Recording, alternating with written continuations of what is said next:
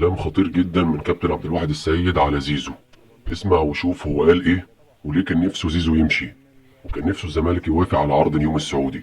اللي انا كنت مصمم عليه ان انا زيزو يتباع، لان انا كان رايي حاجه طب زي والله انت قلت كده؟ طبعا جدع. طبعا مع كابتن حسين اه ان زيزو يتباع، بس هي القصه كانت قصه جماهير. مجلس الاداره كان متحفظ ان الجماهير عايزه زيزو، فانا كان كلام واضح مع كابتن حسين. انا شايف ان لو زيزو ما جددش وانا كان وجهه نظري انه مش هيجدد. ده امتى الكلام ده؟ ده الكلام ده كان بدايه السنه. اه بدايه قبل السنه بعد عرض نيوم. وقت عرض نيوم. وقت عرض نيوم. وقت عرض نيوم. آه. وقبليها كمان. اه لان هو المفاوضات مع زيزو حصلت اكتر من مره. كان مش هقول لك الناس مش فاهمه ان يقول لك سايبينه لاخر لحظه، لا، المفاوضات شغاله بقى لها سنه ونص بس رايحه جايه. وانا اعتقد مليون في الميه ان والده كان ليه تخطيط تاني غير ان هو موجود في الزمالك.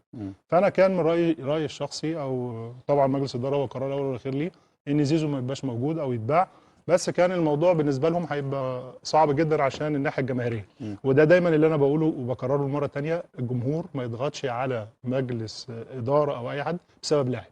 ايوه برضه عشان انت تعرف تاخد القرار الصح. مجلس الاداره ما يسمعش لاي حد الا لا قراره. انت في بص، ما هو جاي مجلس اداره ليه؟ انا معاك في دي، بس في احيانا لا في احيانا السوشيال ميديا والضغط الجماهيري بيأثر على القرار ده. بص، خدها في اي حد حتى لو انت جامد.